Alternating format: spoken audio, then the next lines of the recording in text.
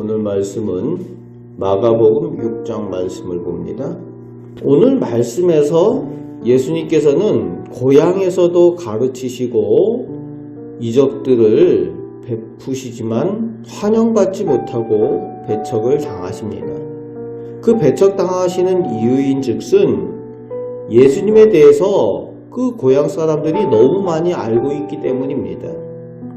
어린 시절부터 보아왔다는 거죠. 어린 시절부터 너무 가까이 보아왔던 사람들이기 때문에 예수님의 가르침도 예수님의 행하실 이적도 그저 놀라운 일일 뿐 그것을 귀하게 여기지 못한다는 겁니다. 감히 목수가 우리를 가르쳐 가볍고 쉽게 여기는 겁니다. 그래서 6절 말씀에 믿지 않았다라는 겁니다.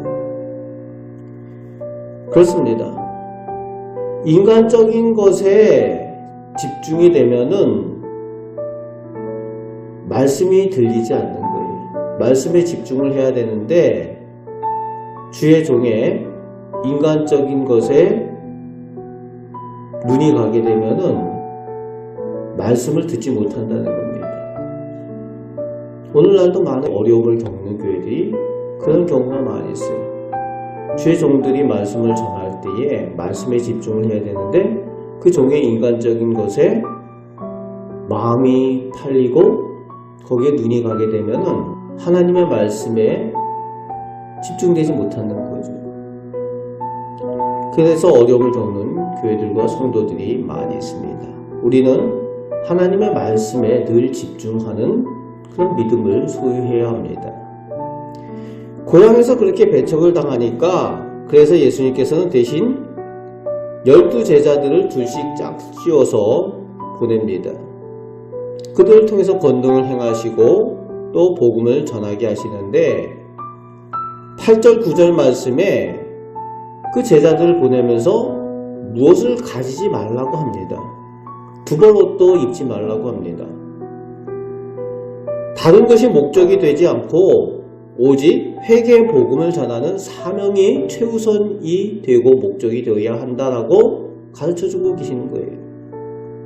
뭔가를 가지려고 하면 자꾸 가지려고 거기에 집중을 하게 되고 거기에 치중을 하면은 목적이 바뀌는 거죠. 우선순위가 달라지는 겁니다. 그렇습니다. 제자된 우리 성도와 교회의 목적은 세상의 다른 것이 목적이 아니라 생명의 복음을 전하는 것이 최우선이고 목적입니다. 우리가 교회 다니면서 여러가지 우리가 구하는 소원들이 있고 우리의 목적들이 있지만 그러나 우리가 제자된 사람들로 성도들로 우리가 가지고 있는 사명이 최우선이 되어야 하는 것, 그것이 목적이 되어야 하는 것을 잊지 말아야 합니다. 그것이 성도고 그것이 교회입니다. 14절부터 29절에서는 예수님의 길을 예비하도록 하나님께 쓰임을 받았던 세례 요한이 악한 자들에 의해서 죽임을 당했던 그 장면이 세세하게 기록되어져 있지요. 우리 생각에는 당연히 하나님의 사람이고 선한 사람이 승리하는 모습을 우리는 당연하다고 생각을 하죠.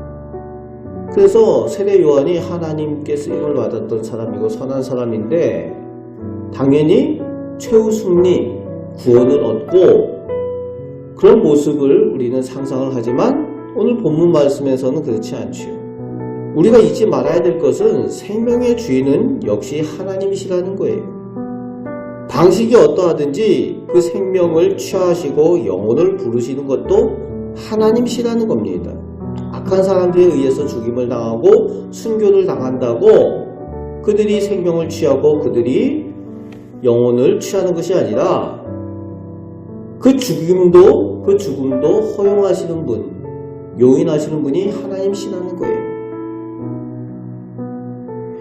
그리고 무엇보다도 중요한 것은 이 세상의 삶이 끝이 아니라는 거지.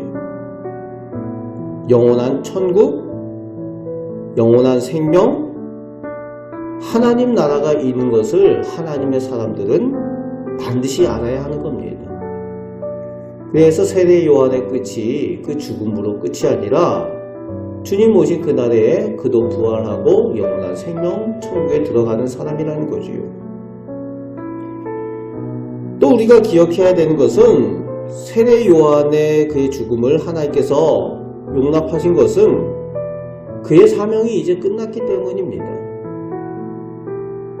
사명이 끝났기에 하나님께서 불러가신 거예요. 그 방식이 어떠하든지. 마치 이스라엘 백성들을 40년 동안 광야길로 인도하였던 모세가 가나안 땅을 눈앞에 두고 하나님께서 불러가시지 않습니까?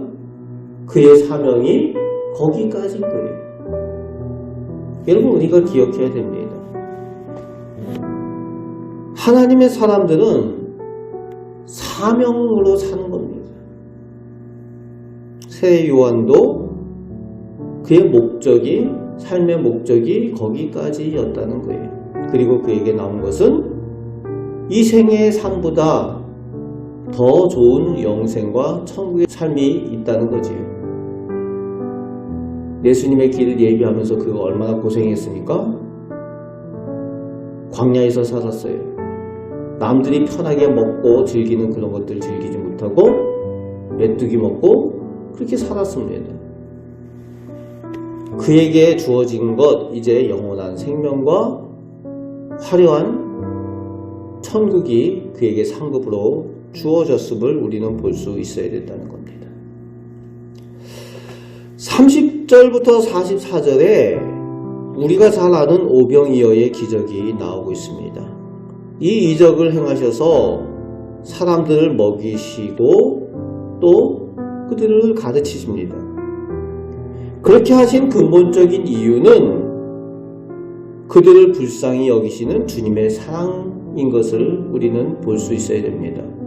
5,000명이 먹었대, 이런 것이 중요한 것이 아니라 그보다도 더 중요한 것은 그들에게 가르쳐 주시고 그들을 먹이시는 궁극적인 그 이유, 주님의 사랑이라는 거예요. 불쌍히 여겨서 구원하여 주시고 불쌍히 여겨서 그들을 먹이시고 불쌍히 여기셔서 그들에게 필요한 것을 허락하여 주시는 그 주님의 사랑을 볼 수 있어야 한다는 겁니다. 45절에서 52절에는 바다 위를 걸어오시는 예수님의 그 이적을 보고 제자들이 놀랍니다. 그런데 그에 대해서 오늘 말씀에는 어떻게 평가를 하고 있는가 하면은 제자들이 떡을 떼시던, 그러니까 5,000명을 먹이시던 이적을 잊어버렸다는 거예요. 그래서 마음이 둔해졌다는 거예요.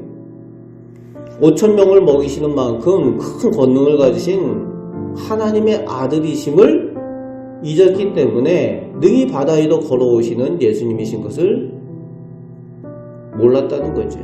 그것을 보고 놀랐다는 겁니다. 그렇습니다. 우리가 말씀에 집중해야 되는데 다른 것에 집중을 하면 이루어지는 다른 이적과 기적 이런 것에 집중을 하게 되면은 정말 중요한 것을 잃어버립니다.